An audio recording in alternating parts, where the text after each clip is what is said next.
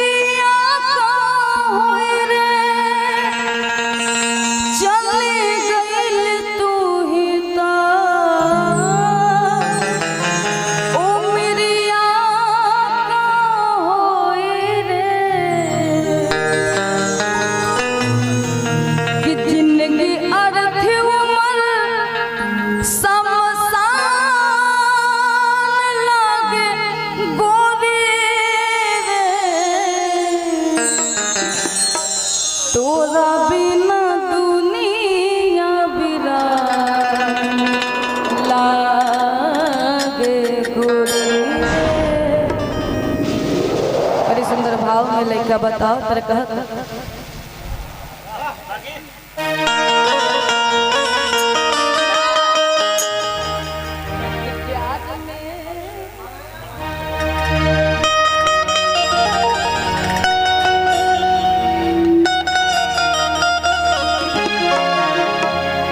बिक्कू जी आपके लिए खास करके ये गाना और कहना है कि प्यार में तू हवा कि प्यार में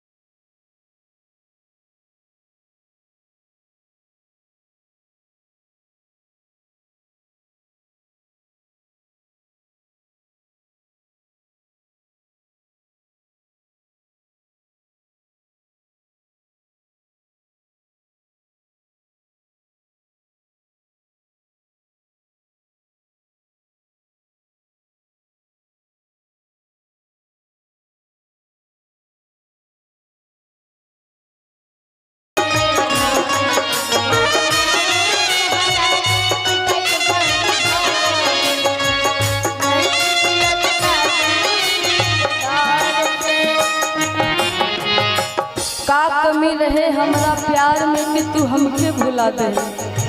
का कमी रहे हमरा प्यार में कि तू हमके भुला देलू। दूसरे के नाम के मेहंदी अपने हाथ में रचा ले। पहाड़ा पड़ल बा हमरा प्यार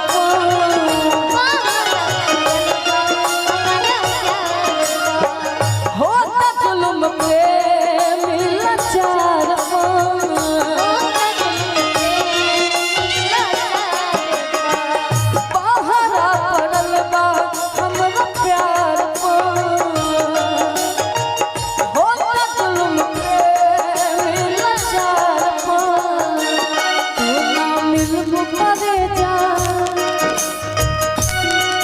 तू न मिलबू करे जा मर जाइब जहार से नहीं की मिलत बाबूजी के डर से प्यार में तोहरा बिगड़ नहीं की मिलत बाबूजी के डर से। बहुत सारा प्यार आशीर्वाद पुरस्कार है हमारे गोलू जी के तरफ से।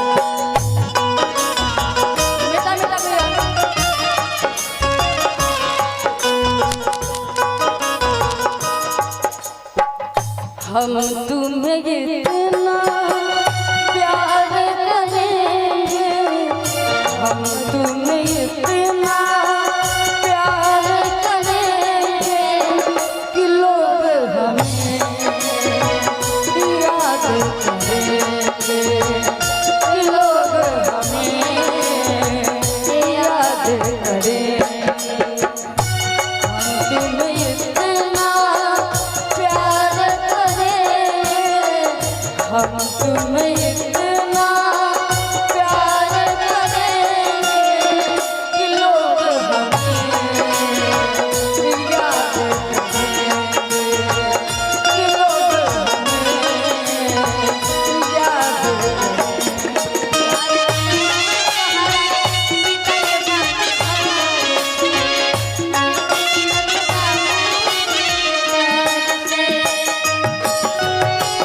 आँखों पे आँखों की लकीर बन गई, आँखों पे आँखों की लकीर बन गई। सोचा नहीं था कि ऐसी तकदीर बन गई। रेत पे मैंने फेरी थी उंगलियां, गौर से देखा शिवानी जी आप ही की तस्वीर बन गई। दिल का आना है, दिल का जाना, दिल का आना है, दिल का जाना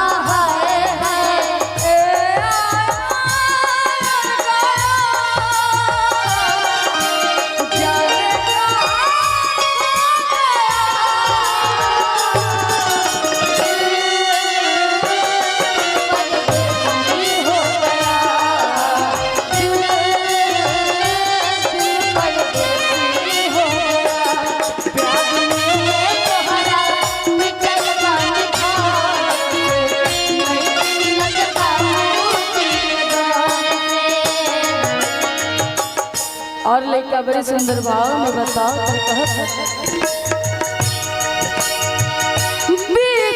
लागे हम जाए दुख बोलू राजा से बताए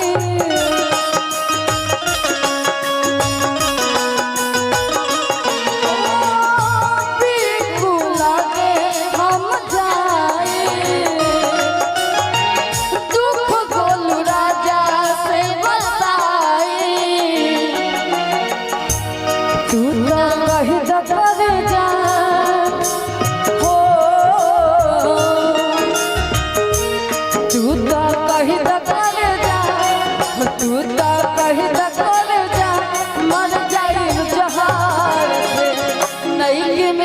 बाबूजी के राज से राज में तोहरा पितर बानी नहीं की मिलत बाबूजी के राज से प्यार में तोहरा पितर बानी नहीं की मिलत बाबूजी के राज से प्यार में